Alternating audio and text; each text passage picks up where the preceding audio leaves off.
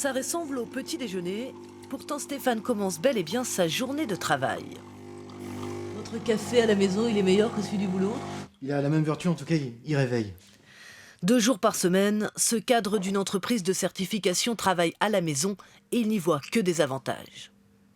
Ça évite de prendre la route pendant les moments où les bouchons sont assez importants en région parisienne. Ça permet également de pouvoir être, dans une logique plus détendue. Vous voyez, je suis pas en costume aujourd'hui.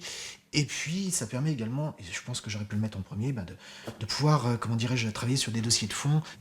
Stéphane veille à ne pas travailler plus de 10 heures par jour, la limite légale pour les cadres.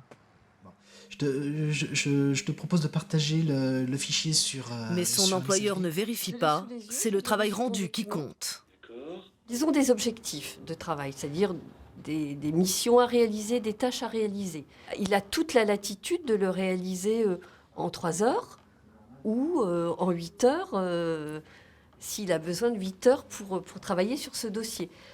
C'est bien ce que reprochent les syndicats. Le télétravail encouragerait les heures supplémentaires. Il est très très difficile, pour l'avoir expérimenté moi-même, quand on est en télétravail, de se discipliner et de dire voilà, là maintenant il est 17 heures, je pose mon stylo, je ne regarde plus mes mails. Et ce n'est pas la seule question. Stéphane est président du syndic de son immeuble. Il vérifie les travaux de la façade sur son temps de travail. Et si une pierre tombait? Accident du travail. Parce que je suis pendant les heures de travail. Télétravail, travail. C'est loin d'être si simple. Le DRH de l'entreprise le sait bien, mais il préfère fermer les yeux et laisser libre ses salariés. Pour lui, les temps ont changé.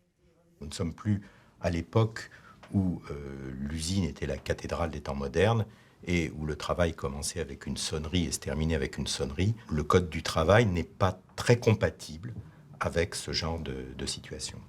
3 jours par semaine, Stéphane réendosse le costume et des horaires de travail classiques. Comme lui, la moitié des 2600 salariés de cette entreprise télétravaillent au moins partiellement. Pour l'instant, pas un n'a demandé à revenir au bureau à plein temps. Et sur le télétravail, nous allons aller plus loin avec maître Marie-Noëlle Colleux, avocate à Rennes.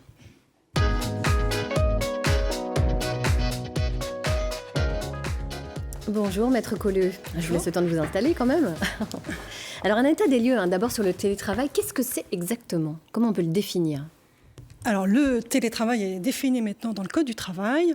C'est un mode d'organisation qui permet de réaliser en dehors du lieu de travail, en dehors de l'entreprise, une activité, un travail qui peut quand même être organisé dans l'entreprise. Oui, c'est ça qui est complexe en fait. Voilà. Mais c'est un travail qui, en principe, est réalisé dans les locaux de l'entreprise et qui peut être fait en dehors de l'entreprise, avec des outils numériques. Oui, c'est ce qui a changé la donne, bien sûr. Voilà. Alors, est-ce que c'est une pratique très fréquente en France?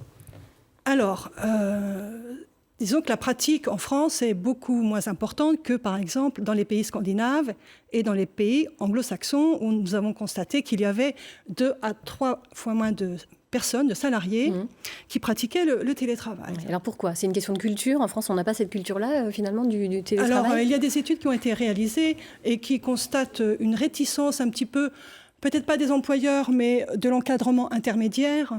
L'encadrement qui aime bien avoir la présence physique des salariés qu'ils managent. Donc, il y a un peu une réticence de ce côté-là. Et il y a aussi une insécurité juridique. Par exemple, dans votre reportage, il était question d'une personne qui n'est pas protégée s'il lui arrive un accident. Enfin, je veux dire, un accident de travail, c'est en principe, selon la définition dans le Code de la sécurité sociale, c'est un accident qui survient sur les lieux de travail. Quid de l'accident qui survient au domicile du salarié qui est en situation de télétravail? Oui, là, c'était un cas plus complexe, effectivement. Alors, le gouvernement a décidé d'encourager le télétravail. Est-ce que c'est passé assez inaperçu, finalement? Mais la nouvelle loi a changé les règles en la matière. De quelle façon? Effectivement, il faut souligner que le gouvernement a pris de nouvelles dispositions qui vont faciliter le télétravail. Mais après avoir lancé une concertation, et c'est la loi El Khomri du 8 août 2016 qui a invité les partenaires sociaux à effectuer un état des lieux, on va dire, et déceler les difficultés pour le développement du télétravail. Donc, ce qui est intéressant quand même de signaler, c'est que les partenaires sociaux, parce qu'on ne parle pas de ce qui marche, de ce sur quoi on s'est mis d'accord, et le patronat et les organisations de salariés, syndicats, se sont mis d'accord pour élaborer un document sur le télétravail, et ça a été repris par le gouvernement, effectivement. Alors, ce qui est nouveau dans l'ordonnance du 22 septembre 2017, c'est que le télétravail, ce n'est pas non plus toujours régulier. Ça peut être occasionnel. D'accord. Donc, Alors, davantage de souplesse. Justement davantage de souplesse. Alors, il suffit de quoi? Il suffit de conclure un accord avec son employeur? Par mail, par oral? Comment ça se passe? Pour avoir le droit d'accéder finalement à ce travail à distance, quoi. Alors, soit dans l'entreprise, il y a des syndicats qui vont négocier un accord collectif. Ça concerne les grandes entreprises. Soit, et ça c'est intéressant, c'est nouveau, dans les petites entreprises, vous n'avez pas de délégués syndicaux. Et là, l'employeur va élaborer une charte. Donc, ça va être la décision de l'employeur. Il va élaborer une charte qui pose les conditions pour instaurer le télétravail. Dans quelles conditions? Quels sont les postes sur lesquels on peut faire du télétravail et quels sont les salariés qui sont intéressés par le télétravail? Donc une charte, et puis donc ça c'est pour le télétravail qui est régulier, mais ce qui est nouveau aussi, c'est que vous avez une grève de transport, vous avez un enfant qui est malade, mais vous avez du travail, et donc on peut aussi prévoir le télétravail occasionnel. Et là, je veux dire, ce matin, vous ne pouvez pas venir travailler. Mais écoutez, on échange un mail. D'accord, je suis d'accord pour que cette journée soit considérée en télétravail. Donc Antoine Zebra aurait présenté l'émission sans problème, je crois. Ah oui, depuis chez moi, en pyjama. Bien sûr. Très bien. Non, mais pour me remplacer, si moi j'avais été en télétravail. Donc c'est très souple maintenant. Ouais. Très... Alors vous posiez tout à l'heure la question de l'accident quand on travaille à distance.